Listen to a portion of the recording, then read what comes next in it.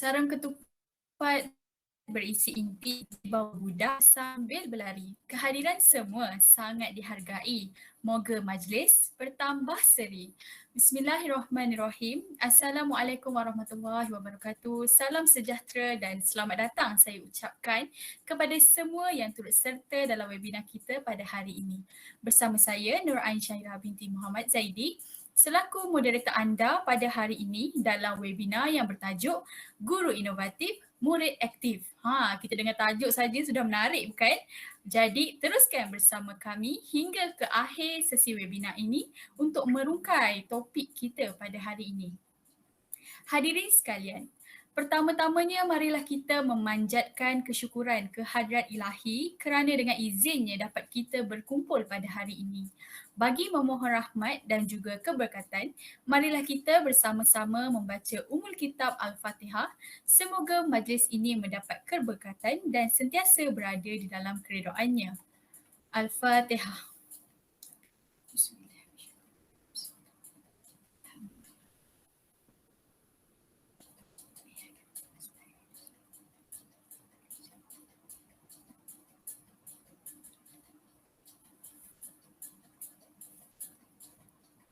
Amin, amin, ya rabbal alamin.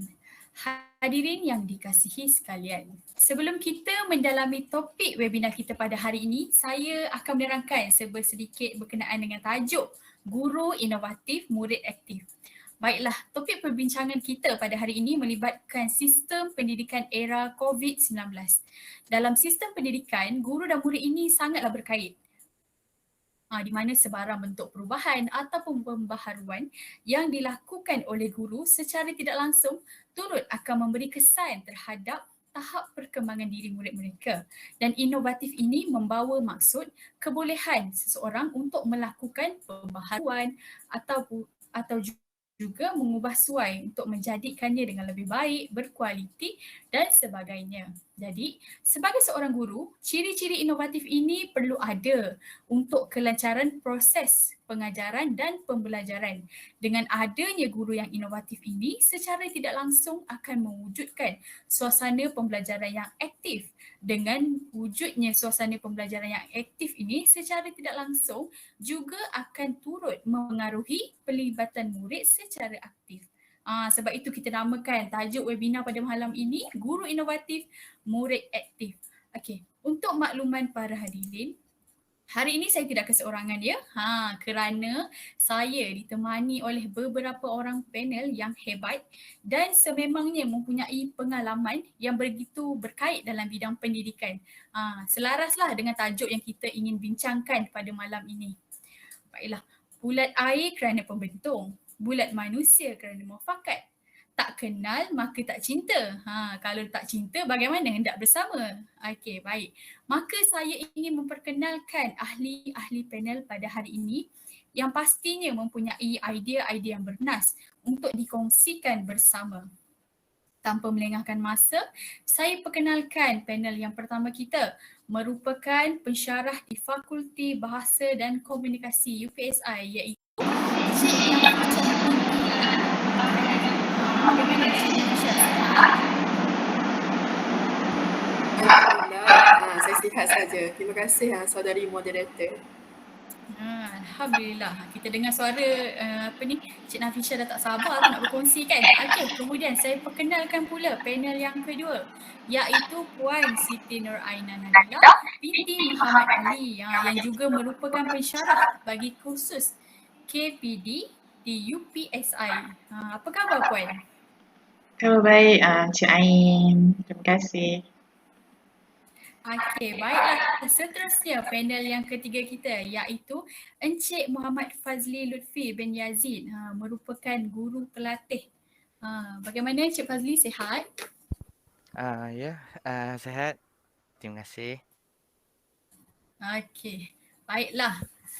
Seterusnya kita juga menjemput ya tokoh inovasi yang bukan calang-calang ya, kita jemput tokoh inovasi pendidikan iaitu Dr. Nur Hashidah binti Hashim. Apa khabar Doktor? Khabar baik. Moderator, adakah kamu khabar baik?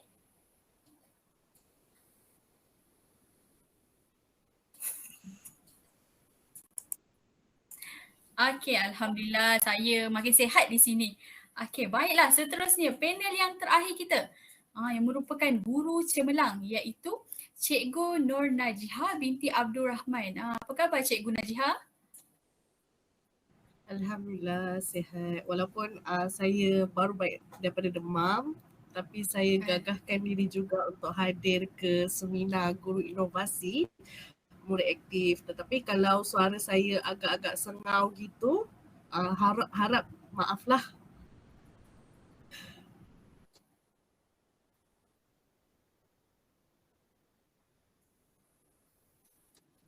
Okey, baik Cikgu Najiha, tidak mengapa, kami doakan yang baik-baik saja untuk Cikgu.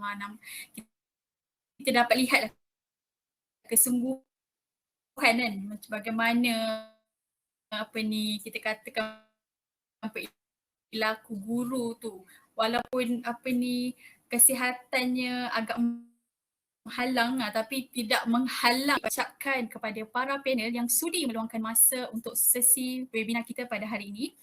Sememangnya panel-panel kita pada hari ini adalah individu-individu yang hebat. Saya juga sudah tidak sabar untuk mendengar segala perkongsian daripada para panel. Baiklah, tanpa membuang masa, sebelum kita memulakan perbincangan dengan lebih lanjut, mari kita sama-sama saksikan tayangan video yang akan dipaparkan sebentar lagi. Ayuh kita saksikan.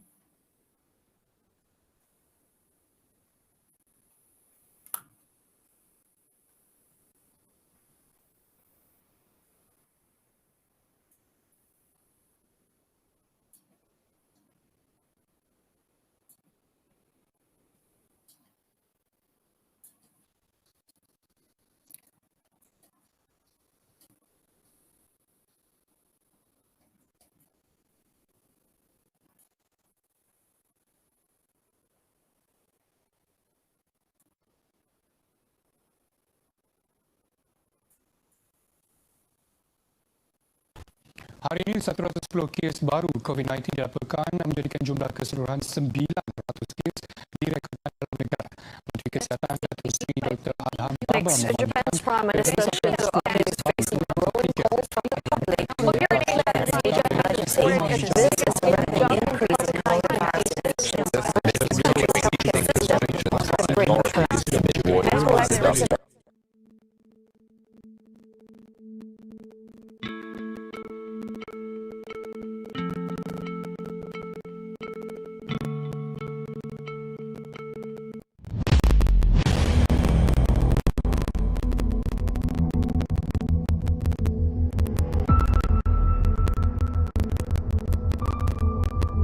Perintah Kawalan Pergerakan.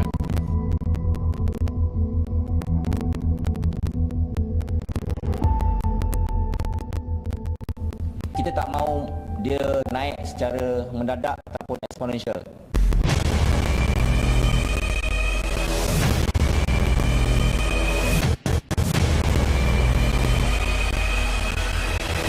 Ini satu jihad dan satu pengorbanan yang cukup. Semua sekolah termasuk kolej vokasional di bawah Kementerian Pendidikan akan ditutup bermula esok sehingga hari terakhir persekolahan bagi tahun ini. Menteri Kanan Pendidikan Dr. Razi Jidin menjelaskan langkah itu diambil bagi membantu usaha kerajaan memutuskan rantaian penurunan COVID-19. PDPR atau pembelajaran alternatif tidak begitu berkesan. Memang banyak masalah PDPR. Sudah pun terbukti melalui kajian yang menunjukkan ramai pelajar terkicir dan langsung tidak berpeluang untuk belajar. Walau bagaimana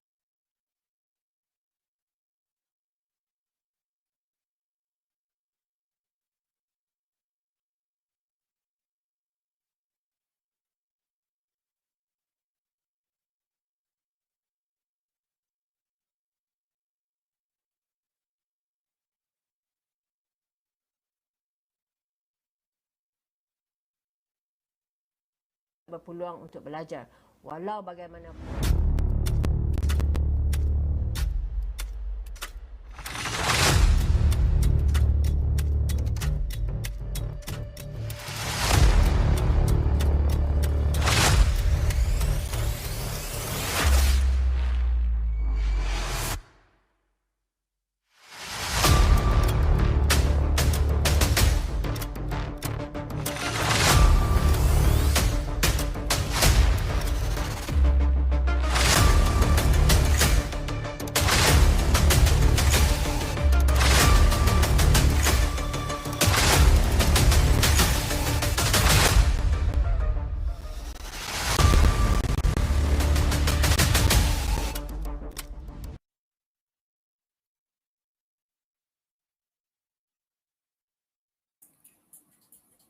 Okey, baiklah.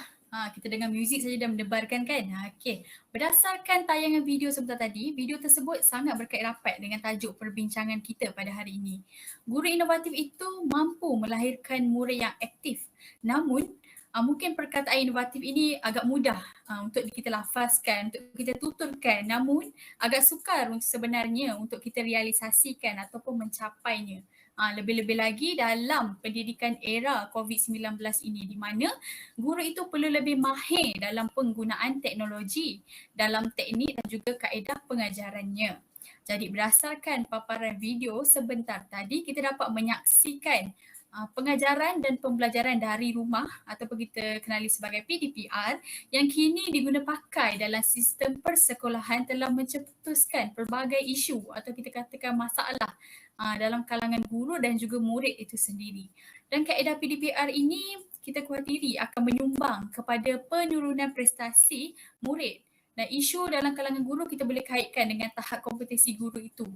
Terutamanya dalam kemahiran untuk menguasai teknologi digital. Dan kemahiran guru dalam menguasai teknologi digital ini mampu beri kesan langsung terhadap proses pengajaran dan pembelajaran itu sendiri. Di mana ia boleh menyebabkan pengajaran guru itu menjadi tidak berkesan. Oleh itu, sebelum kita merungkaikan dengan lebih lanjut akan jalan penyelesaian bagi masalah ini, saya akan mulakan dengan soalan yang pertama dan saya tujukan soalan ini kepada panel yang pertama iaitu Cik Nafisha. Cik Nafisha, apakah kita katakan isu utama, apa isu utama yang boleh menyumbang kepada pengajaran dan pembelajaran tidak berkesan ini sepanjang kita katakan tempoh PDPR ini? Bagaimana pendapat Cik Nafisha? Silakan. Terima kasih saudari moderator. Tajuk seminar pada hari ini begitu menarik sekali berkenaan guru inovatif, murid aktif. Berhubung dengan soalan saudari sebentar tadi, dapat saya katakan bahawa isu utama dalam PDPR yang menyumbang kepada masalah pengajaran dan pembelajaran tidak berkesan dapat dilihat berdasarkan dua aspek iaitu bagi murid itu sendiri dan juga guru. Belajar dikatakan pasif atau hilang motivasi untuk belajar ketika PDPR ni. Pelibatan yang aktif bagi murid dan PDPR sangat penting. Kita tahu isu yang menjadi perhatian ialah interaksi murid dalam PDPR sama ada menggunakan mode online, offline atau offsite. Pengajaran di rumah semestinya berbeza dalam bilik darjah. Komunikasi murid dan guru melalui PDPR sangat terbatas di mana murid dan guru hanya menggunakan skrin untuk berhubung seperti kita sekarang lah berhubung melalui skrin. Oleh itu, guru harus memikirkan cara terbaik untuk menginovasikan penyampaian mereka. Menurut pandangan bekas Ketua Pengarah Pelajaran Datuk Dr. Amin Senin, murid tidak boleh memberikan 100% fokus jika guru mengajar secara dalam talian dalam tempoh 30 hingga 40 minit mengikut jadual kelas biasa. Dan guru harus mempelbagaikan kaedah pengajaran seperti membuat video pendek dan lain-lain lagi. Berdasarkan kepada penyertaan ini, untuk menarik perhatian pelajar supaya aktif dalam proses pengajaran dan pelajaran, memerlukan guru yang kreatif dan inovatif. Namun tak dapat dinafikan juga faktor persekitaran juga dapat mempengaruhi fokus pelajar dalam kelas. Maka isu pelibatan murid dalam kelas serta keadaan murid yang pasif perlu jalan solusi yang dengan segeralah oleh semua pihak sama ada Kementerian Pendidikan, guru dan ibu bapa lah terutamanya. Tiada murid tercicir dalam pelajaran menurut manual PDPR yang dikeluarkan oleh Kementerian Pendidikan. Jadi guru tu dia perlu mengenal pasti kaedah PDPR yang sesuai supaya murid dapat menguasai kandungan mata pelajaran yang ditetapkan. Guru juga hendaklah meneroka cara yang baharu dan bersesuaian untuk kelangsungan dan peningkatan pelibatan murid dalam PDPR tersebut.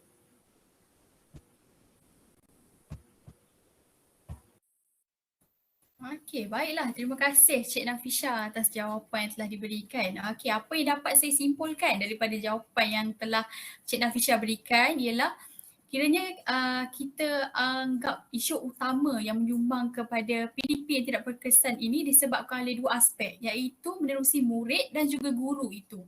Dan PDP yang tidak berkesan ini juga disebabkan oleh pelibatan murid tu. Pelibatan murid yang agak pasif sewaktu proses pengajaran berlangsung. Jadi dari sini guru itu memainkan peranan untuk meneroka cara yang berbeza, yang baru dan juga bersesuaian mengikut tahap pencapaian murid mereka agar dapat menarik minat murid untuk belajar.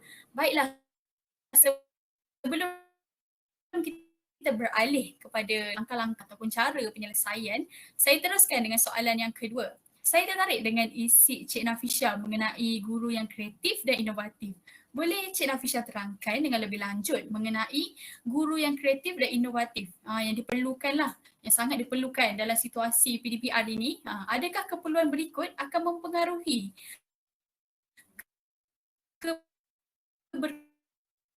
keberkesanan dalam guru? Apa berhadapan? Silakan Cik Nafisha. Ya saudari, apabila kita menyebut perkataan kreatif dan inovatif, kemahiran atau kepakaran guru mengendali teknologi digital pada masa kini sangat penting bagi melengkapkan diri mereka dengan nilai tambah meneroka dan kaedah pembelajaran masa kini. Kita dah saksikan video yang dipaparkan sebentar tadi, dia menunjukkan bahawa salah satu cabaran dalam PDPR ialah kemahiran guru dalam menggunakan teknologi digital. Ya, kita tahu proses penyediaan bahan dengan menggunakan teknologi digital akan mengambil masa yang panjang bagi guru yang kurang mahir. Oleh itu, pelbagai pendekatan harus difikirkan bagi menangani masalah ini. Bagi mencari pendekatan yang proaktif, harus difahamilah istilah kreatif dan inovatif bagi profesion perguruan. Kreatif tu dia merujuk kepada kebolehan guru tersebut mengembangkan idea baru daripada sumber yang asli serta berkebolehan untuk mencipta serta menghasilkan sesuatu idea.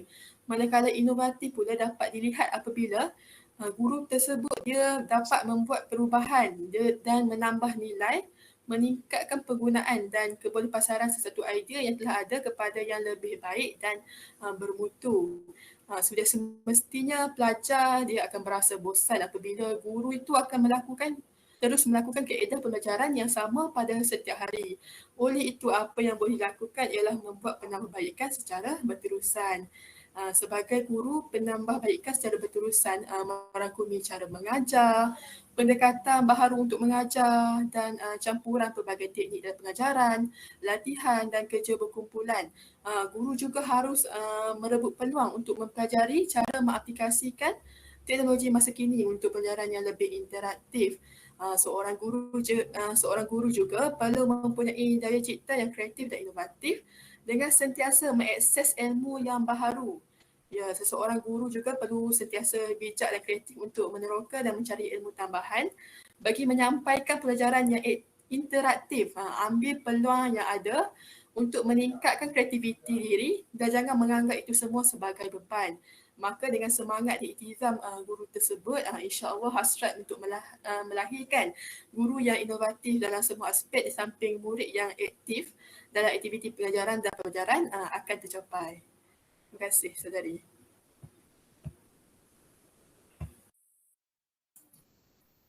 Okey, baik. Terima kasih Cik Nafisha atas penerangannya yang begitu mendalam ya. Okey, berdasarkan apa yang Cik Nafisha dah kongsikan, apa yang saya dapat simpulkan, umumnya seseorang itu perlulah kreatif dan inovatif dalam kaedah pengajarannya kerana kepelbagaian dan pembaharuan dilakukan dalam sesi PDP itu sendiri akan dapat memerlukan guru tu untuk teroka lagi aplikasi-aplikasi yang menarik kan, pendekatan yang sesuai untuk kita tarik minat murid tu. Sekiranya kaedah pengajaran yang sama digunakan berulang kali, pastinya murid akan merasa bosan dan juga akan beri kesan langsunglah terhadap keberkesanan sesi pengajaran dan pembelajaran itu. Dan penggunaan aktiviti pembelajaran yang berkesan ini akan dapat menggalakkan lagi lah murid secara aktif sewaktu proses PDP berlangsung. Baiklah, setelah kita mendengar mengenai isu ataupun masalah yang mendorong kepada pengajaran dan pembelajaran tidak berkesan ini, kita beralih pula kepada kaedah atau cara untuk menjadikan pengajaran dan pembelajaran itu lebih berkesan dan juga menarik. Soalan yang seterusnya ini saya tujukan kepada panel yang kedua iaitu Puan Aina untuk berkongsikan serba sedikit mengenai kaedah yang sesuai atau juga yang boleh digunakan untuk guru-guru sewaktu proses PDPR. Dan kemudian saya juga pernah terbaca bahawa permulaan pengajaran ataupun kita kenali sebagai set induksi perlu dilaksanakan oleh semua guru untuk menarik perhatian murid-murid. Jadi Puan Aina, apakah maksud set induksi itu sendiri dan apakah pentingnya set induksi itu dalam PDP ini? Silakan Puan Aina. Okey, baik, terima kasih kepada saudari moderator iaitu Cik Ain sendiri. Baiklah, Assalamualaikum warahmatullahi wabarakatuh dan salam sejahtera kepada tuan-tuan, puan-puan semua. Saya harap semua dalam keadaan baiklah, walaupun dah masing-masing dah boleh buat apa kerja masing-masing, tapi saya harap semua dalam keadaan sihat sejahtera. Baik. Apa yang saudari moderator kata tadi, apakah set induksi itu sendiri ataupun definisi set induksi itu sendiri? Saya jumpa 3 tokoh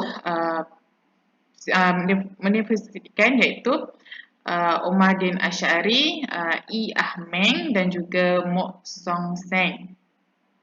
Jadi pertama sekali iaitu Omar Din Ash'ari iaitu pada tahun 1997 beliau menyatakan set induksi ini merupakan proses terawal dalam sesuatu pengajaran yang dirancang dengan sengaja atau untuk tujuan tertentu. Kemudian menurut E. Ahmeng pula pada tahun 1987 beliau kata set induksi ini merupakan kemahiran yang berkaitan dengan cara untuk menyediakan murid-murid bagi mengikuti sesi pengajaran iaitu orientasi pra-pengajaran. Lebih kurang macam set induksi ini kan macam permulaan pengajaran, sebab itu dikatakan orientasi pra-pengajaran. Kemudian tokoh yang ketiga pula iaitu Mok Song Seng iaitu pada tahun 2001.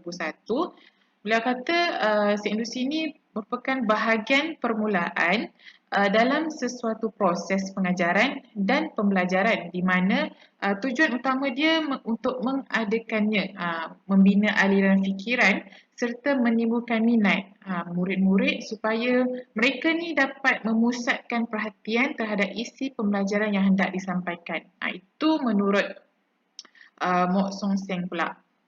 Kemudian dalam hal ini berdasarkan ketiga-tiga definisi bagi ketiga-tiga tokoh ini dapatlah saya simpulkan bahawa set induksi ini satu cara untuk memulakan pengajaran di mana kemahiran memulakan pengajaran amat penting kerana di sini guru menyampaikan ideanya kepada murid-murid dan menanamkan ke dalam fikiran murid-murid mengenai bahan-bahan pengajaran yang hendak guru itu sendiri hendak sampaikanlah. Kemudian sementara itu juga guru juga perlu menimbulkan rasa minat, rasa tertariknya pelajar murid-murid itu untuk dia bersedia belajar dan memikirkan pengetahuan serta kemahiran yang dipersembahkan oleh guru mereka. Sebab tu lebih kurang set induksi ini macam untuk memberi kesediaan kepada murid-murid untuk pembelajaran pada waktu itulah. Okey. Seperti apa saudari moderator tadi kata, apa pentingnya set induksi ni? Kenapa setiap guru-guru kat Malaysia ni perlu adanya set induksi? Kenapa? Jadi terdapat beberapa kepentingan set induksi ini dilaksanakan oleh guru ke atas murid-murid dalam sesi pengajaran dan pembelajaran bilik darjah. Jadi satunya ialah untuk mengaitkan pelajaran dan pembelajaran menjadi lebih menarik serta rasa timbul minat murid untuk mengetahui pembelajaran yang akan disampaikan selepas itu. Kerana set induksi ini juga digunakan bertujuan mengaitkan pelajaran yang lepas atau dengan pengetahuan sedia ada mereka. Jadi guru ni perlu merancang permulaan pengajaran yang baik supaya dapat menarik perhatian murid ini kepada pengajaran yang hendak disampaikan dan menggalakkan pembelajaran lah. Jadi set induksi ni yang terbaiknya boleh dilakukan pada tempoh 3 minit ke 5 minit. Itu tempoh yang terbaik sebab kalau terlampau lama takut topik pembelajaran itu akan tersasar ataupun rancangan orang kata RPH tu, rancangan pengajian harian cikgu tu sendiri akan tersasar pada waktunya telah dirancanglah. Kemudian kepentingan yang kedua pula iaitu mampu si industri ini sendiri boleh ataupun mampu menarik minat dan juga merangsang perasaan ingin tahu di kalangan murid-murid itu sendiri. Ini bermakna sesuatu pelajaran yang ingin disampaikan oleh guru itu sendiri, khususnya pelajaran yang baharu, perlu menjalankan proses tersebut bagi menimbulkan sikap ingin tahu dalam kalangan murid-murid itu. Kemudian rancangan ini difikirkan perlu bagi memberikan keseronokan serta menarik tumpuan kepada pelajaran yang akan disampaikan juga, memberi ruang dan pada sama dia dapat memberi ruang kesediaan bagi murid-murid meneruskan pelajaran. Macam Cikgu sini kiranya dapat memberi kesediaan lah. Kiranya murid-murid ni dapat tahu, pada waktu tu kita nak belajar apa. Cikgu sini kiranya macam tadi Mok Song Seng tu kata orientasi pra-pelajaran. Itu kedua punya kepentingan. Kepentingan yang ketiga pula iaitu industri ini berperanan mengubah dan membina aliran serta tumpuan fikiran murid-murid daripada pelajaran yang sebelumnya kepada baru. Ini bermakna murid-murid bersedia untuk menerima perubahan isi atau kandungan pelajaran daripada yang sebelumnya kepada pelajaran yang baru. Sekiranya set industri ini tidak dilakukan, kemungkinan tumpuan mereka ni sedikit sebanyak akan terganggu berbanding jika dilaksanakan set industri ini. Justru set industri ini dilakukan bertujuan supaya pelajar sentiasa berada dalam keadaan bersedia. Macam saya cakap tadi, dia bersedia apa yang dia nak belajar waktu tu. Berkaitan dengan pembelajaran pada waktu itulah.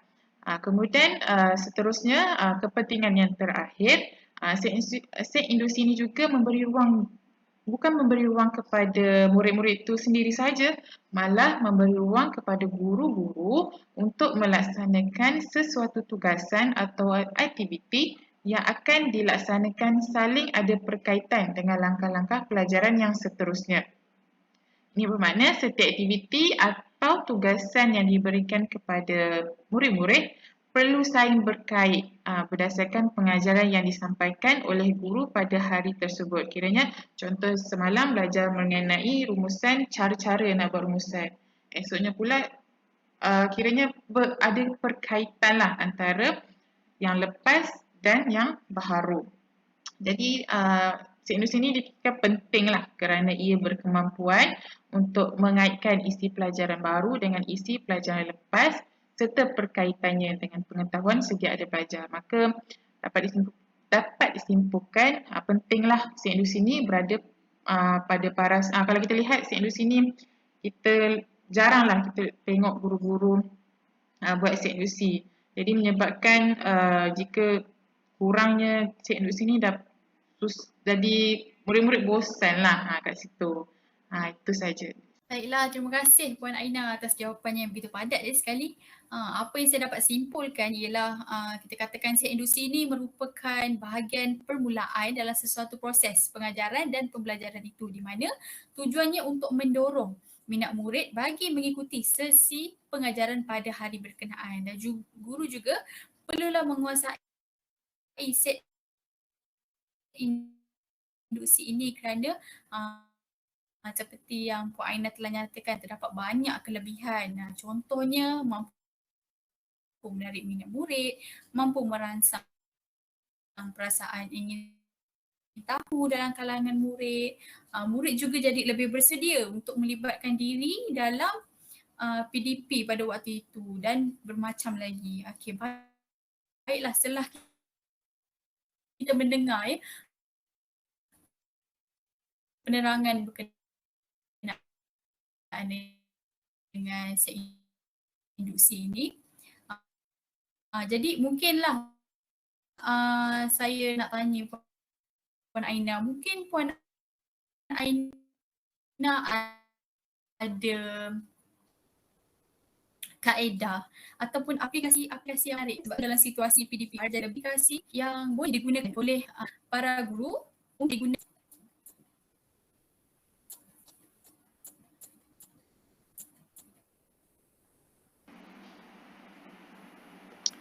Okey, baiklah.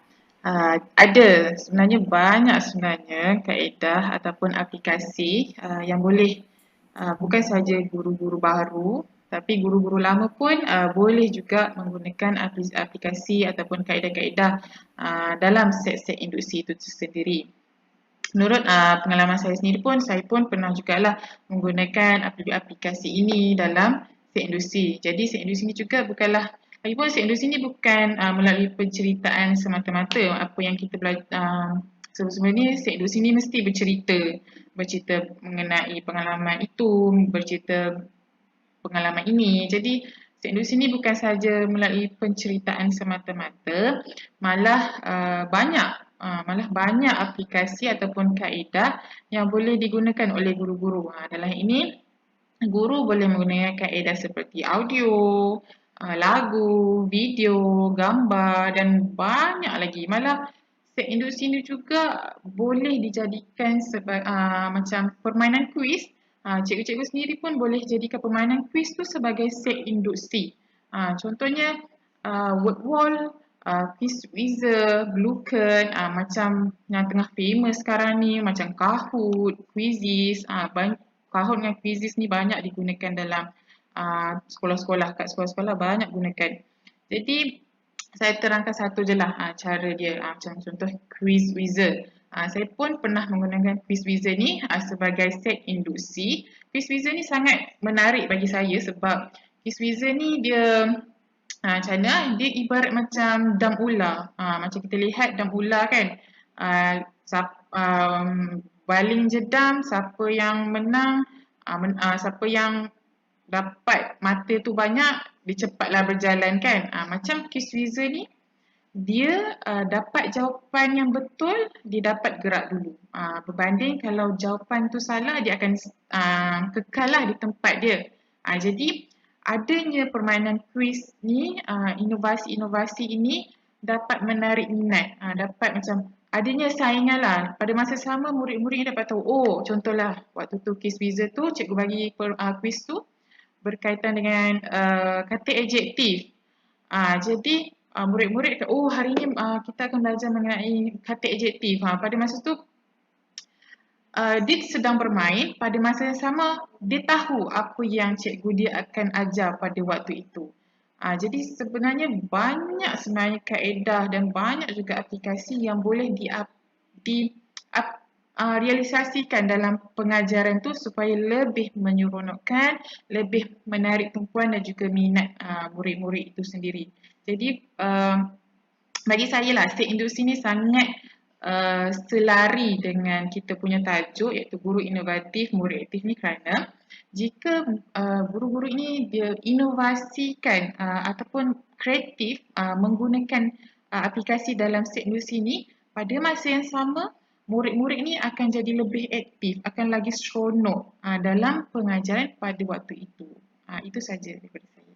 Okey, baiklah. Terima kasih Puan Aina atas perkongsiannya. Okey, di sini kita dapat lihatlah bahawa pentingnya set induksi ni. Sekiranya guru itu benar-benar menguasai set induksi ni, sememangnya akan dapatlah menarik minat murid tu untuk melibatkan diri secara aktif sewaktu proses PDPR. Dan antara perkongsian yang telah Puan Aina kongsikan tadi, contohnya seperti word wall, Quiz Wizard dan juga Bluecurd, kiranya guru-guru mungkin boleh explore lagi, teroka lagi lebih mendalam mengenai aplikasi-aplikasi ini untuk digunakan sewaktu fasa set induksi itu sendiri. Baiklah, seterusnya setelah kita mendengar berkenaan dengan set induksi sebentar tadi, kita beralih pula kepada panel yang seterusnya. Baiklah, seperti yang kita tahu, Malaysia kini sedang bergelut dengan wabak pandemik COVID-19.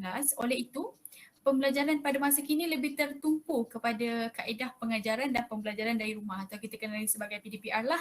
Okey, baiklah. Encik Fazli selaku guru pelatih, boleh Encik Fazli jelaskan berkenaan dengan pembelajaran secara interaktif? Dipersilakan. Baiklah, terima kasih saudari moderator. Okey, berkenaan dengan pembelajaran interaktif, sedikit perkongsian yang akan saya berikan. Baiklah, pembelajaran interaktif memberi penekanan kepada interaksi dua hala dalam proses pembelajaran konvensional ataupun antara pelajar dengan sistem dalam pembelajaran berbantukan komputer. Ini kerana pembelajaran interaktif dapat diperoleh berdasarkan bahan ransangan seperti gambar, dialog, tutorial dan maklum balas jawapan. Dengan melakukan aktiviti pembelajaran interaktif dapat mengarah kepada proses pengajaran dan pembelajaran yang bersifat kendiri dengan menggunakan seluruh instrumen pembelajaran. Pembelajaran interaktif memberi impak pembelajaran atau peluang yang luas kepada pelajar menerusi penglibatan aktif pelajar, kolaboratif dan menggalakkan pembelajaran seumur hidup. Pengalaman pembelajaran boleh diperolehi menerusi penggunaan e-pembelajaran, tidak dibatasi oleh 4 dinding kelas semata-mata. Malah penggunaannya mampu menambah nilai pembelajaran sekiranya diurus dalam persekitaran pembelajaran yang sesuai. Pada abad ke-21 kini, kaedah pembelajaran secara interaktif adalah penting untuk menarik minat pelajar di dalam memahami sesuatu konsep. Menurut Harlina Zubaidah dan Aini Ahmad, bagi memastikan proses pembelajaran berlangsung dengan lebih kondusif dan sesuai dengan keperluan pembelajaran abad ke-21, sedikit perubahan pedagogi pengajaran perlu dilakukan. Modul pembelajaran interaktif yang dibangunkan pada masa kini dapat dilihat sebagai medium yang dapat menarik minat, motivasi serta kefahaman pelajar terhadap sesuatu topik. Baiklah, menurut Cho, minat merupakan penggerak yang mendorong seseorang supaya memberi perhatian kepada sesuatu perkara atau kegiatan. Pelajar juga dapat meningkatkan tahap penguasaan kemahiran.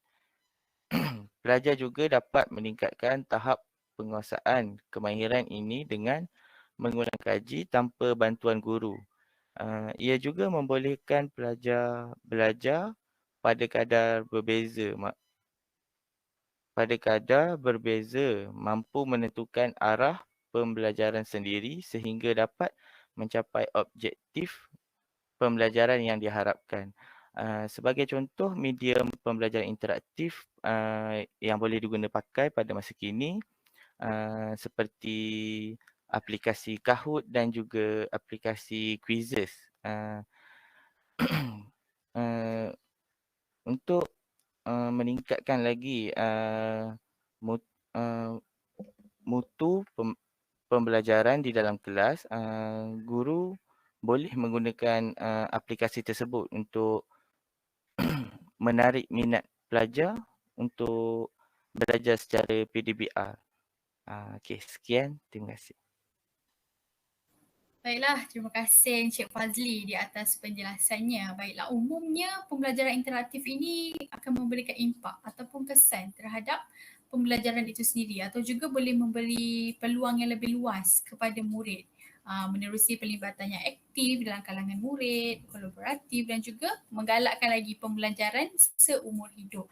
Baiklah, sebelum kita teruskan kepada panel yang seterusnya, saya ingin bertanya lagi kepada Encik Fazli. Bolehkah Encik Fazli terangkan serba sedikit berkenaan Quizzes dan juga Kahoot di mana Encik telah jelaskan sebentar tadi. Baik, saya persilakan Encik Fazli. Okey, baiklah.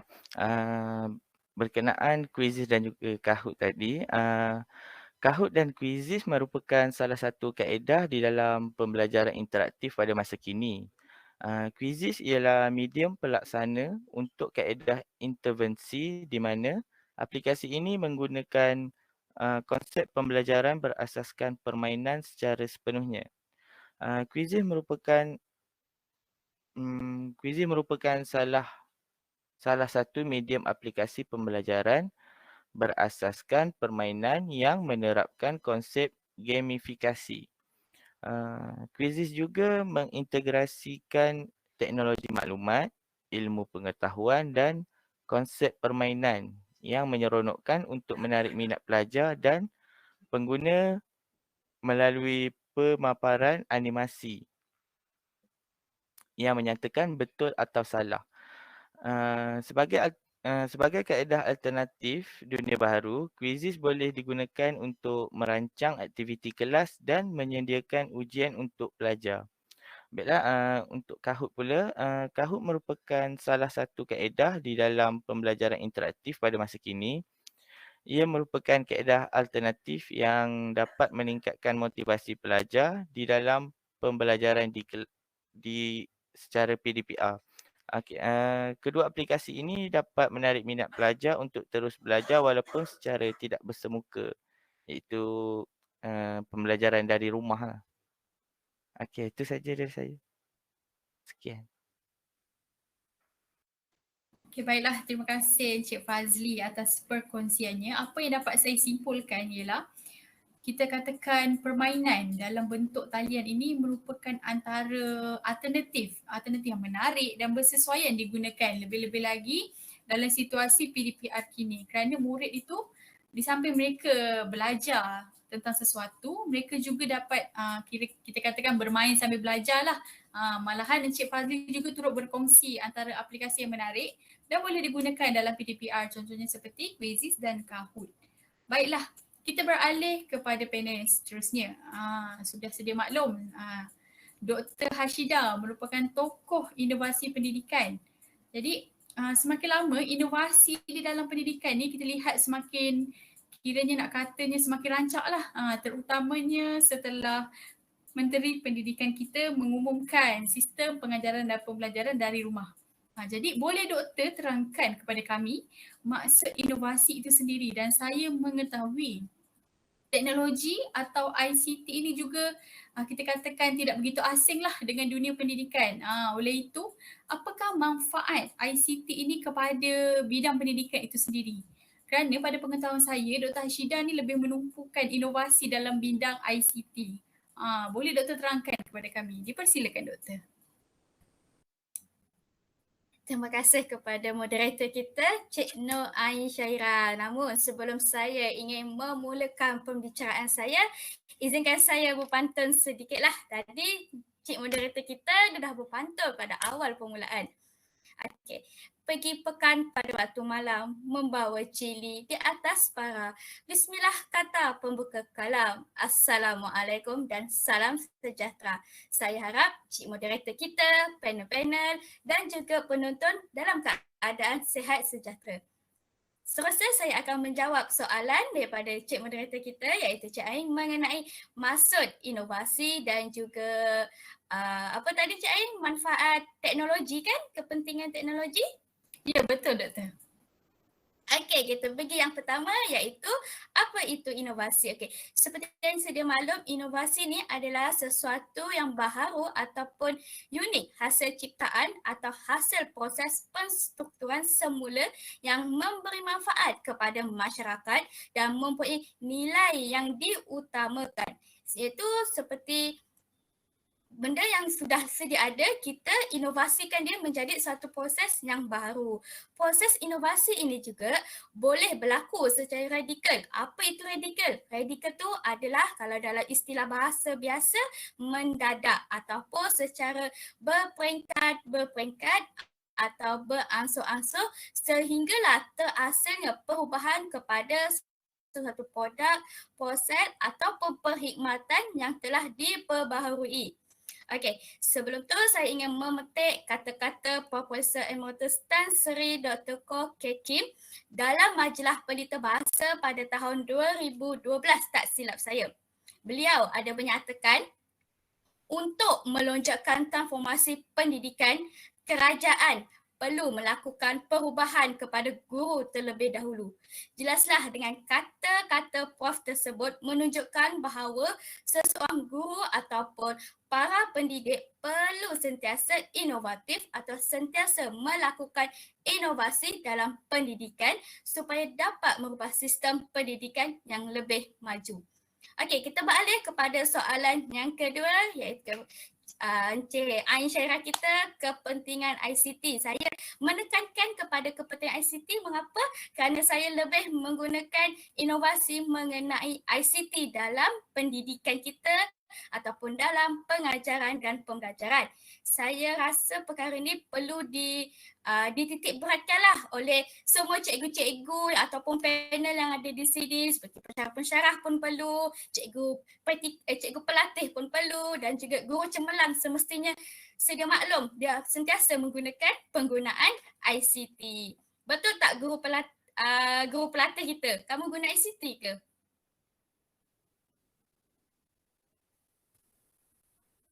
Okey, tidak mengapalah, saya teruskan dengan pembicaraan saya yang seterusnya iaitu manfaat penggunaan ICT. Yang pertama, di mana dia boleh melincingkan proses pengajaran dan pembelajaran kerana dia lebih memfokuskan kepada isi-isi penting kepada topik yang akan disampaikan.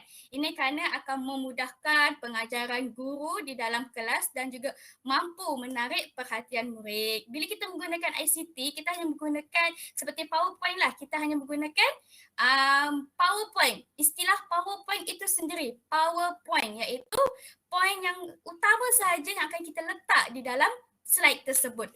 Betul tak, Guru Cemerlang? Betul. Okey, terima kasih kepada guru cemerlang kita. Sangat cemerlang. Okey, yang kedua iaitu ia boleh menjimatkan masa dan juga tenaga kerana maklumat boleh diperolehi dengan cepat daripada internet. Dengan adanya teknologi, dengan adanya ICT, murid-murid ni dia boleh mencari maklumat dengan menggunakan internet. Okey, yang ketiga di mana apabila guru ni menggunakan ICT seperti penggunaan video, PowerPoint, komputer dan juga gambar boleh mengelakkan rasa bosan murid, seterusnya dapat mengekalkan murid dalam sesi PDPR kerana apabila murid ni dia diberi peluang mencari maklumat sendiri atau secara bersendirian atau berkumpulan, murid ni dia akan lebih mudah faham tentang subjek yang dipelajari. Okey, kita lihat kepada manfaat yang seterusnya. Ini merupakan manfaat yang keempat yang telah saya utarakan. Iaitu di mana penggunaan ICT ni dia boleh mengelakkan berlakunya tidak faham atau salah tafsir terhadap sesuatu konsep melalui diri yang melihat, mendengar atau juga menyentuh, di mana guru boleh membuktikannya melalui tayangan video atau bahan-bahan yang boleh didapati daripada internet. Kebiasaannya tayangan video ni ataupun bahan-bahan yang boleh dapat di internet ni pensyarah kebanyakannya pensyarah dia suka memberikan video pengajaran kepada muridnya untuk memudahkan muridnya lebih faham sesuatu perkara. Lebih kepada tidak khusus pada bahasa Melayu sahaja tapi lebih khusus pada seperti subjek yang memerlukan praktikal seperti sains, biologi dan perkara tersebut daripada tayangan video tu murid lebih memahaminya. Okey, yang seterusnya di mana melibatkan diri murid. Di mana penggunaan ICT ni, teknologi ni dia melibatkan pelbagai diri murid. Iaitu sebagai contoh penggunaan visual yang diikuti oleh audio akan melibatkan diri lihat dan juga diri dengar dan mungkin diri sentuh, di mana penglihatan diri ini akan meningkatkan daya ingatan murid. Sebagai contoh, saya bagi perbandingan dua murid di mana murid A dia hanya melihat perkataan simpulan bahasa seperti buah tangan berbanding murid B yang kita bagi contoh buah tangan menggunakan gambar buah dan juga gambar tangan, di mana murid B ni lebih mudah untuk mengingati pembelajaran tersebut. Okey, jadi murid akan lebih aktif di dalam kelas dengan adanya guru yang inovatif tadi tu, dia mencipta sesuatu perkara yang baru, murid pun lebih aktif. Okey, yang seterusnya, di mana dia dapat membantu murid ni untuk mendapat kesan pembelajaran yang maksimum dengan penggunaan masa yang minimum. Kenapa? Kerana masa di sekolah ataupun dan di rumah juga dia terhad dan memerlukan para guru ataupun pendidik ini kreatif di dalam pengajaran dan melalui kaedah ICT inilah mampu memberikan kefahaman kepada para murid dalam masa yang singkat. Okey, yang terakhir sekali manfaat dia adalah dapat memperkayakan lagi pengalaman murid. Sebagai contoh, media bergerak ni dia boleh memperkayakan lagi pengalaman murid. Kejadian yang tidak pernah mereka lihat atau alami akan dapat mereka saksikan sendiri dan ini menjadikan mereka seolah-olah mengalaminya. Sebagai contoh, kita ingin mengajar mereka masalah banjir. Jika kita mengajar murid yang duduk di Kuala Lumpur, pelajar duduk di Kuala Lumpur, mereka jarang mengalami masalah banjir. Yang biasa mengalami masalah banjir tu mereka yang duduk di Pantai Timur, Terengganu, Kelantan, hujung tahun. Jadi yang di Kuala Lumpur ni dia tidak tahu bagaimana pengalaman banjir yang besar, banjir yang sebenar. Jadi dengan adanya ICT, adanya teknologi ataupun gambaran video itu, murid tersebut akan dapat merasainya. Okey, itu sahaja jawapan daripada saya. Saya serahkan kepada moderator kita, Encik Ain Syairah. Baiklah, terima kasih doktor untuk penerangannya yang begitu jelas, siap contoh lagi, siap berbalas pantun lagi ya. Begitu bersemangat doktor hari ini. Baiklah, umumnya inovasi ini kita katakan ialah perkara yang sedia ada dan telah dilakukan penambahbaikan ataupun kita katakan pengubahsuaian untuk menjadikannya lebih baik dan berkualiti. Malahan inovasi ini sangatlah diperlukan dalam bidang pendidikan, utamanya dalam diri guru itu sendiri, kerana guru yang inovatif mampu melahirkan murid yang aktif. Okey, baiklah, sebentar tadi kita telah mendengar penerangan daripada Encik Fazli mengenai pembelajaran interaktif yang melibatkan kuis dalam talian seperti Quizizz dan juga Kahoot. Saya juga difahamkan bahawa Dr. Hashidah telah melaksanakan inovasi dalam bentuk PowerPoint hingga membolehkannya menjadi kuis luar talian. Boleh doktor terangkan serba sedikit mengenai kita katakan PowerPoint itu? Dipersilakan doktor. Okey, boleh saja Cik Moderator. Terima kasih kerana memberi saya peluang dan juga ruang untuk membentangkan hasil kerja saya dan juga rakan-rakan seperjuangan saya. Okey, sudah sedia maklum saya telah mencipta satu kuis menggunakan PowerPoint di mana kuis tersebut boleh digunakan secara luar talian. Okey, PowerPoint tersebut secara nama umum dia adalah PowerPoint interaktif. Seperti yang sudah sedia maklum, PowerPoint ini dia tidak asing lagi dalam kehidupan seorang pendidik. Tidak kisahlah seorang guru ke, seorang pensyarah pun dia akan menggunakan PowerPoint tersebut. PowerPoint ini merupakan aplikasi untuk membuat paparan dalam slide sehinggakan bahan yang ditonjolkan itu dia lebih efektif atau juga menarik jika dibandingkan dengan tulisan di papan putih sahaja. PowerPoint interaktif ini kerana di dalam slide tersebut mempunyai gambar, video, teks, animasi, audio dan saya telah inovasikan dia menjadikan mengadunkan kelima-lima elemen tersebut menjadi kuis di luar talian. Namun kita tahu pada masa kini PDPR ni terdapat sesetengah murid tidak dapat melaksanakan kuis dalam talian kerana lemahnya capaian internet. Kebiasaannya perkara tersebut mereka yang duduk di pelosok dunia, di pelosok kampung lah, di pedalaman mereka kurang ada capaian internet. Dan bagaimana seorang guru ni dia nak buat pentafsiran berdasarkan kuis. Tapi murid dah ada mengalami masalah internet. Oleh itu, saya cuba untuk menyelesaikan masalah tersebut. Jika guru ni menggunakan kertas dan juga pensel, murid itu sendiri akan rasa bosan dengan kuis tersebut dan tidak dapat untuk mengaktifkan murid di dalam kelas. Oleh itu, saya ingin membentangkan sedikitlah saya punya PowerPoint quiz ni, dan saya harap panel-panel ataupun moderator sudilah kita main bersama. Boleh? Boleh, tak ada masalah. Ya, boleh. Okey, Boleh, saya Doktor. bentang dahulu. Okay, sekejap ya.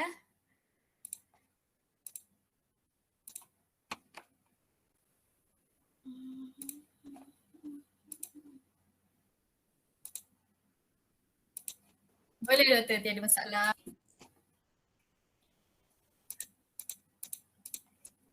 Nampak slide saya?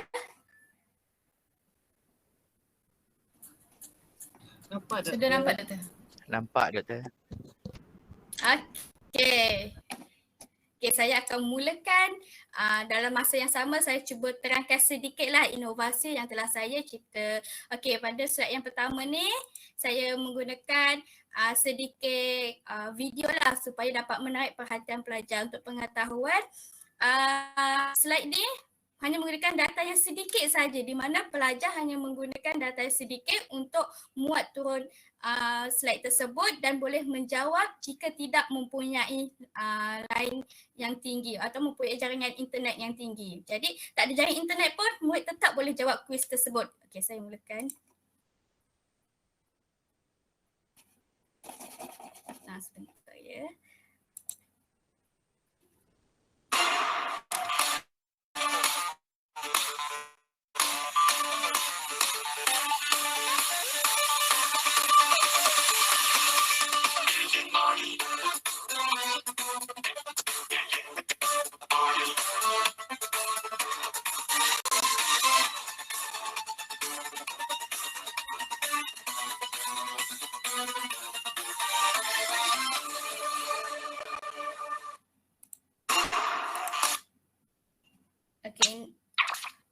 Okey, ini merupakan slide yang seterusnya. Dalam slide ini kita dapat lihatlah bahawa kita dalam subjek bahasa Melayu dan juga akan mengadakan kuis mengenai kata adjektif. Oleh itu kita student akan mula tekan perkataan mula ni dan akan ada lagu untuk kita dapat menariklah minat murid untuk jawab kuis tersebut.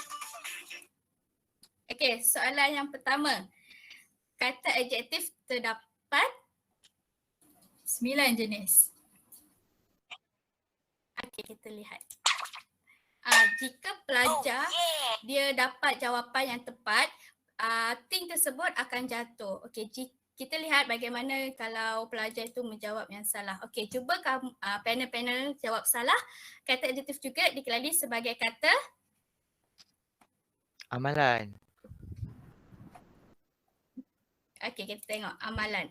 Bila kita jawab yang salah, batu tersebut tidak akan dapat jatuh kepada ting tersebut. Secara automatik, pelajar tersebut akan tahu bahawa jawapannya adalah salah. Okey, kita lihat. Jawapannya adalah sifat. Kita tekan sini.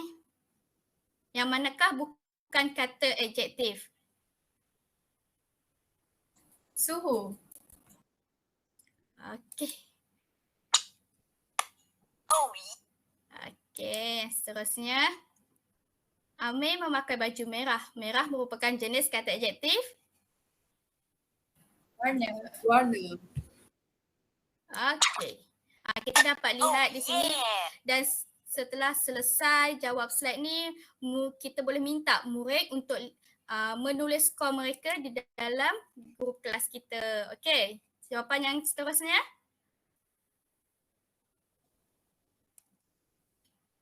Perasaan. Okey. Yang seterusnya?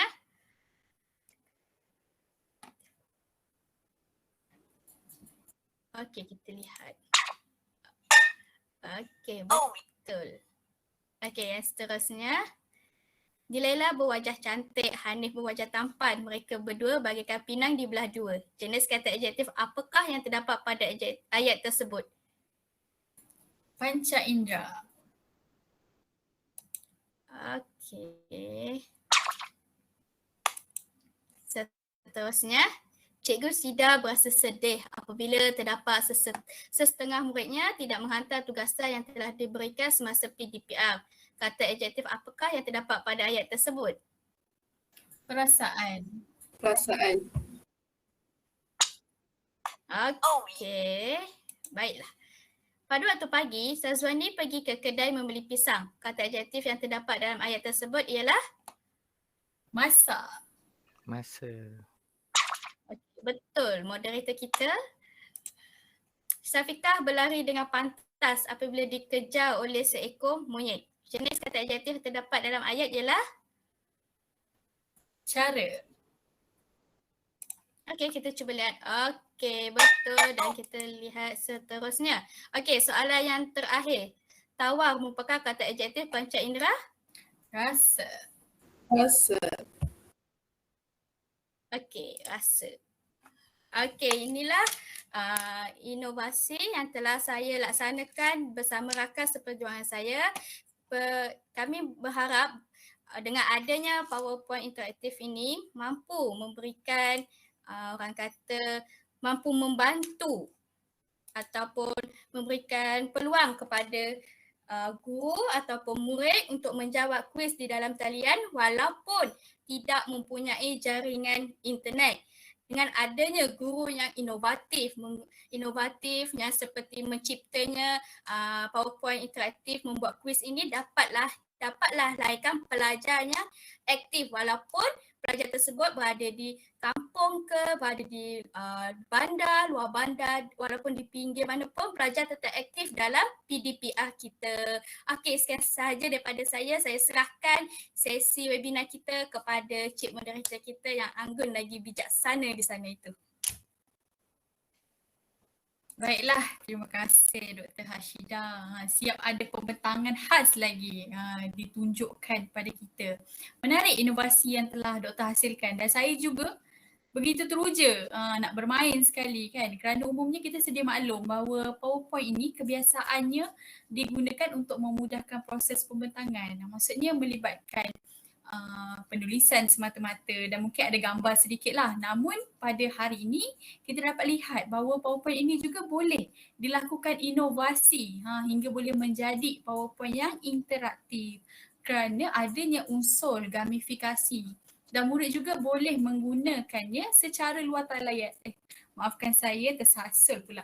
Boleh menggunakannya secara luar talian di mana murid itu tidak memerlukan capaian internet yang begitu kuat ya. Kalau kita lihat aplikasi seperti Quizizz, Kahoot mungkin memerlukan capaian internet yang agak kuat. Namun dengan inovasi yang telah dilakukan oleh Dr. Hashida ini, ianya diharapkan dapat membantulah guru-guru untuk memberikan kuis ini kepada murid yang mengalami masalah internet. Okey, setelah kita lihat inovasi yang dihasilkan sebentar tadi, saya dapati bahawa antara kaedah lain untuk menarik minat murid-murid bagi meminati sesuatu pembelajaran itu pastinya mempunyai imbalan ataupun kita katakan sebagai peneguhan positif yang boleh merangsang minat murid-murid agar lebih bersungguh-sungguh dan bersaing dalam kalangan rakan-rakan mereka. Oleh itu, saya tujukan kepada Cikgu Najiha selaku guru cemerlang kita. Menurut pendapat Cikgu, apakah peneguhan yang sering digunakan pakai oleh cikgu di dalam kelas?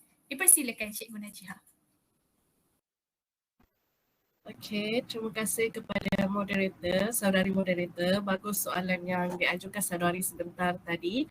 Seperti yang kita sudah lihat inovasi yang dihasilkan oleh Dr. Hashida, lepas tu inovasi yang dilakukan ataupun game-game yang dilakukan dalam talian yang diutarakan oleh Encik Fazli, kita telah melaksanakan quiz-quiz atau game tersebut. Jadi selepas mereka melaksanakan kuis tersebut, pastinya kita ingin mengharapkan ataupun mereka mengharapkan sesuatu imbalan baik datang kepada mereka. Tidak kira lah imbalan itu berbentuk yang macam mana, tapi ianya akan memberikan kesan kepada murid-murid untuk melakukan sesuatu pekerjaan itu lebih bersungguh-sungguh atau melakukan sesuatu tugasan itu lebih bersungguh-sungguh. Kita sendiri sebagai orang dewasa juga pastinya mengharapkan kerja yang kita lakukan ini dihargai dan diterima baik oleh semua orang, apatah lagi murid-murid yang memerlukan sokongan, memerlukan dorongan agar hasil kerja yang mereka lakukan ini dapat diterima oleh guru mereka. Jadi di sini kita akan menyentuh sedikit, saya sendiri akan menyentuh sedikit mengenai peneguhan positif, iaitu peneguhan positif ini sebenarnya adalah salah satu kaedah yang boleh digunakan untuk mengawal atau untuk meneruskan sesuatu tingkah laku seseorang murid tersebut. Hal ini bermaksud peneguhan positif boleh dikatakan sebagai stimulus ataupun sesuatu rangsangan, atau kita boleh sebut sebagai peristiwa yang boleh menyebabkan perubahan kelakuan yang lebih positif yang lazimnya dapat menggembirakan hati seseorang, atau boleh juga disebut sebagai ganjaran yang diberikan kepada seseorang untuk penghargaan. Okey, di sini saya mengambil satu petikan daripada Skinner pada tahun 1930-an yang beliau sendiri memberikan rangsangan ataupun tingkah laku yang boleh diajarkan atau dipelajari melalui satu stimulus yang sesuai yang diberikan sebaik saja wujudnya tingkah laku dalam operan itu. Mesti ada yang tertanya-tanyakan apa yang dimaksudkan dengan operan. Okey, di sini saya jelaskan bahawa perkataan operan itu sendiri telah dicipta oleh Skinner yang bermaksud ianya adalah satu tindakan yang berlaku ke atas sesuatu perkara atau tindak balas yang dilakukan oleh seseorang. Okay, peneguhan di sini kita boleh fikirkan dalam bentuk yang positif ataupun peneguhan yang negatif. Tapi pada hari ini saya akan fokuskan kepada peneguhan positif sahaja. Okey, saya teruskan. Okay, menurut Skinner lagi, tingkah laku juga sebenarnya merujuk kepada langkah-langkah yang digunakan oleh guru untuk melakukan sesuatu peneguhan itu secara berkala. Cara peneguhan ini ini memberikan kesan kepada tingkah laku yang seterusnya. Contohnya lah kan, seseorang guru ingin membantu seorang murid yang pemalu. Apa yang harus dilakukan oleh guru tersebut untuk membuatkan murid itu tidak malu untuk berhadapan dengan khalayak ramai? Okay, jadi guru tersebut perlu menggunakan peneguhan yang tetap atau peneguhan berkala ini dalam proses pembelajaran. Cara peneguhan yang diberikan oleh guru ini akan mempengaruhi tingkah laku murid tersebut. Setiap kali murid yang pemalu tu mengangkat tangan atau menjawab soalan yang guru berikan, guru tersebut harus memuji ataupun memberi sokongan kepada murid tersebut. Hal ini kerana jika peneguhan itu diberikan kepada murid tersebut, maka murid itu akan lebih berani, akan ada keyakinan untuk bercakap di halayak ramai. Oleh itu rasa malu dalam diri murid itu lama kelamaan akan hilang, akan pudar dalam diri dia. Jadi untuk meningkatkan keyakinan dalam diri itu, guru juga perlu memberikan sokongan kepada murid tersebut agar dia dapat mengurangkan rasa malu dalam diri dia tersebut. Okay. Oleh sebab itu dalam proses pembelajaran sendiri, perkara yang paling penting adalah motivasi. Jika tidak ada motivasi, maka pembelajaran itu tidak berkesan. Jika murid, contohlah murid tidak ada sokongan atau motivasi daripada seorang guru, walaupun sehebat mana pun guru itu mengajar, guru itu memberikan pembelajaran, kesannya tidak akan sampai kepada murid jika guru itu bersifat mendata sahaja pembelajarannya. Jadi guru itu perlu memberikan motivasi atau memberikan dorongan kepada murid itu untuk mendatangkan hasil yang lebih baik dengan cara guru memberikan peneguhan yang positif kepada murid untuk membantu murid sentiasa bermotivasi untuk belajar. Sebagai contoh, kita memberikan ganjaran kepada murid tersebut. Okay. Selain itu juga terdapat juga peneguhan yang boleh membuatkan yang boleh dibuat untuk merangsang minat murid-murid agar mereka konsisten untuk melakukan tugasan yang diberikan. Okay, seperti yang sering saya lakukan di dalam kelas ialah sebelum sesi pembelajaran bermula, saya akan memperkenalkan satu aplikasi Kelas Dojo. Siapa tahu Kelas Dojo tu apa?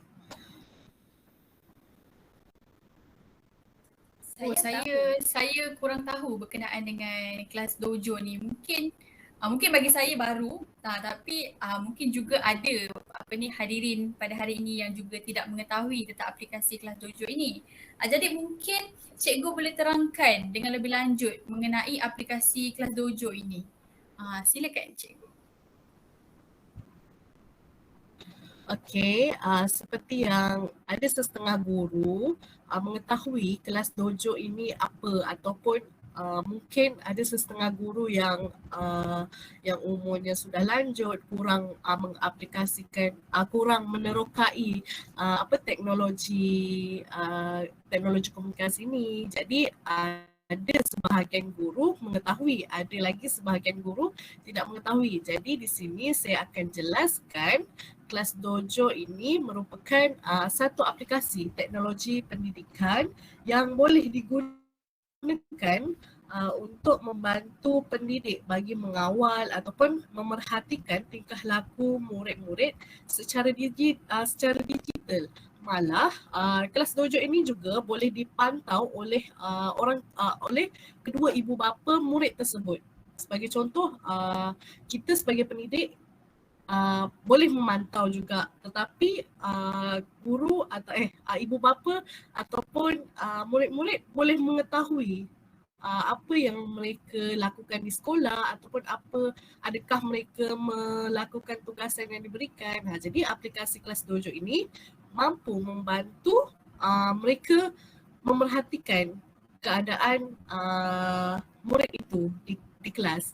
Jadi aplikasi ini juga dapat membantu murid-murid agar lebih bermotivasi dalam membentuk sikap yang positif, sama ada dalam tingkah laku macam yang saya cakapkan, dalam melakukan tugasan individu ataupun perkumpulan atau sebagainya. Hasil daripada kerja keras yang dilakukan oleh murid-murid, guru dapat memberikan mata ganjaran atau token kepada perilaku yang dilakukan oleh murid-murid. Jika murid-murid itu memberikan tugasan yang baik, maka mereka akan dapat token atau mata kepada hasil yang dilakukan. Seperti dalam paparan slide yang ketiga. Okey, di sini dapat lihat bahawa ada mata-mata atau token yang kita berikan kepada murid-murid. Jadi di sini mereka boleh lihat bahawa dengan mata yang terkumpul ini akan membuatkan murid-murid lebih bersaing sesama mereka agar mereka lebih bersemangat atau turut berusaha melakukan sesuatu yang terbaik dalam usaha untuk mendapatkan ganjaran yang disediakan. Sebagai contoh, guru boleh menggunakan carta penghargaan dalam aplikasi Kelas Dojo ini setiap penggal persekolahan. Sebelum cuti persekolahan guru boleh mengumumkan mata yang terkumpul hasil kerja keras yang mereka lakukan.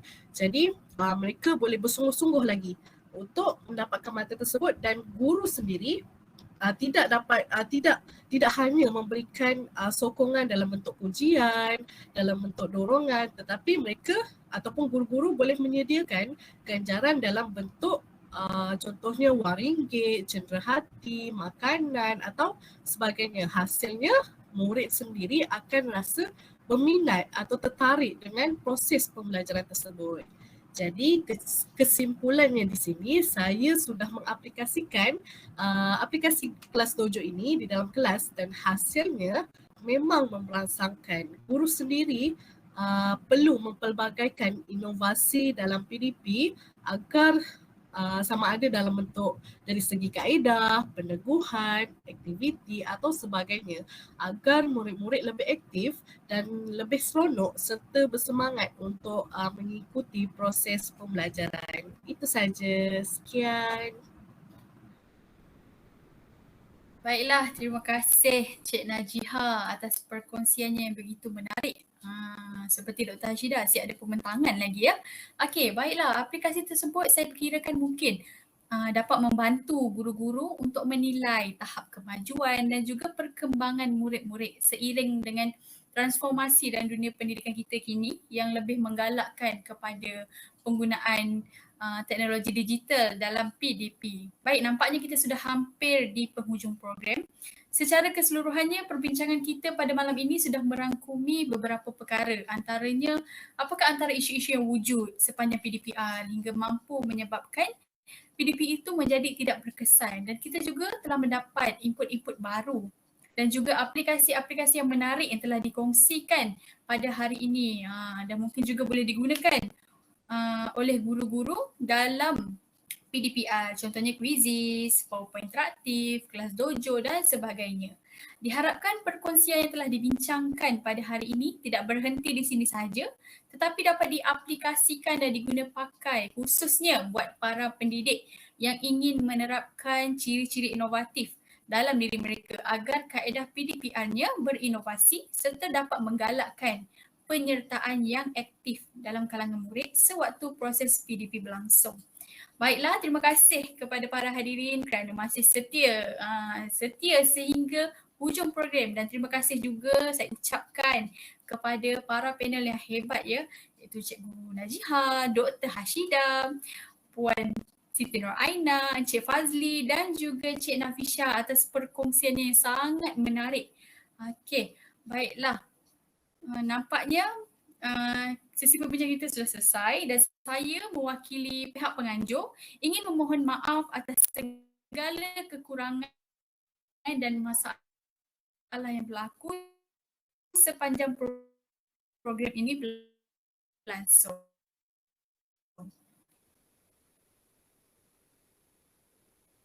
Sekian, terima kasih.